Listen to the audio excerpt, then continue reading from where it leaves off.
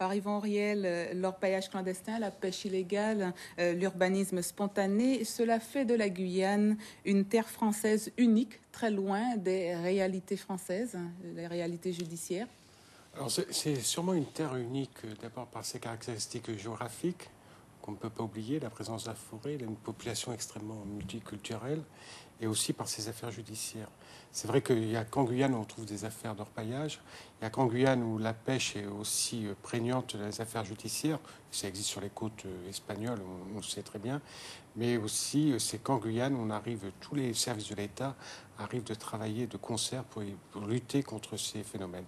C'est ce qui s'est passé, c'est ce que vous avez vécu pendant vos 3 ans d'exercice en Guyane, une fédération de tous les services de l'État.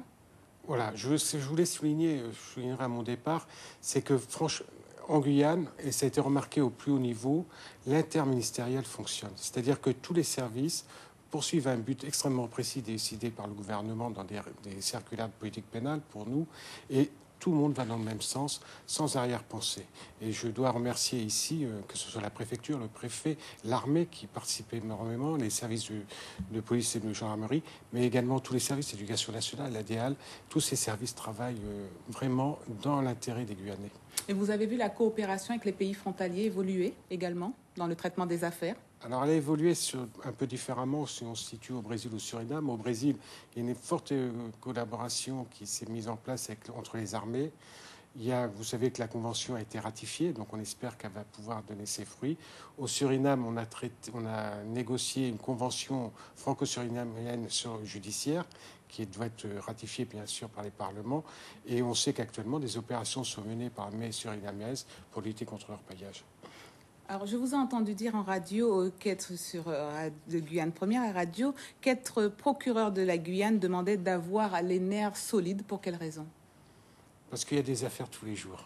Tous les jours, vous avez des affaires qui auraient défrayé la chronique en métropole de longs mois, alors qu'ici, on passe d'une affaire à l'autre. Trop vite? Trop vite, mais je crois qu'on les a traités, mes collaborateurs, les greffiers, on les a traités avec beaucoup de conscience. Alors bien sûr, on a eu des échecs, tout n'est pas réussi, il y a encore beaucoup de travail à faire, mais il y a quand même eu, je trouve, en 3 ans, les gens ont progressé au niveau de la justice. Alors justement, dans les affaires que vous n'avez pas pu boucler, on se souvient de la mort de cette écolière au village Arc-en-Ciel à Rémire, une écolière renversée par un chauffard. Jusqu'à ce jour, il n'a pas été retrouvé. Ça fait partie des regrets que vous pourriez avoir? Oui, c'est sûrement une affaire qui a peut-être pas trop marqué les médias, mais c'est une affaire qui m'a beaucoup marqué parce que cette jeune fille allait à l'école, elle est renversée malencontreusement par voiture, une autre voiture va l'écraser et personne ne va s'arrêter. Et on n'aura pas retrouvé pour le moment le chauffeur. Et j'espère qu'un jour ou l'autre on le retrouvera pour qu'on recevoir ses explications. Les policiers de Cayenne ne cessent d'alerter sur le manque d'effectifs et leur besoin d'un commissariat. Ce sont vos enquêteurs. Jugez-vous les moyens dont dispose la justice en Guyane insuffisants pour traiter la somme d'affaires? Alors je distinguerai la justice. Nous, en matière je parle pour le parquet, nous sommes bien dotés et je crois qu'il y a un effort qui a été fait par la chancellerie pour que tous les postes soient affectés. C'est un peu différent. La gendarmerie également a des unités. C'est complètement différent pour la police. Et je crois que tout le monde est d'accord. C'est pas même, je pense, au ministère de l'Intérieur. Là, il y a quand même un sacré problème. En bref, ce week-end, l'insécurité a fait plusieurs victimes. Une sexagénaire a été braquée à son domicile au lotissement Guy-Montmain à Matoury dans la nuit de vendredi à samedi.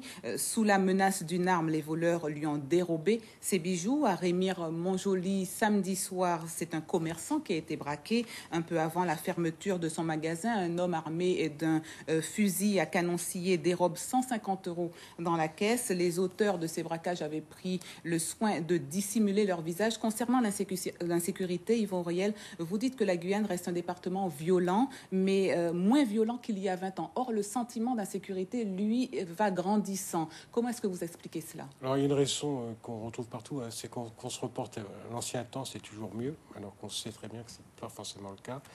Et c'est vrai que la violence, on la ressent immédiatement. Donc on a l'impression qu'elle nous envahit, qu'elle est présente, et qu'autrefois, ça se passait mieux.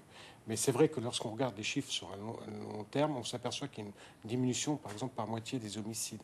Donc c'est quand même une chose importante. Mais ça reste néanmoins, par rapport au nombre d'habitants, un pays violent.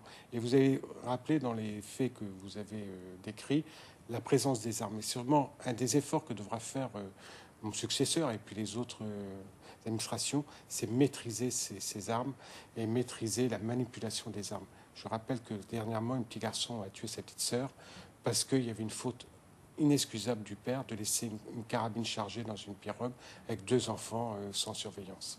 Alors, votre successeur qui est Éric Vaillant, actuel procureur à Douai. Voilà, donc M. Vaillant est procureur à Douai.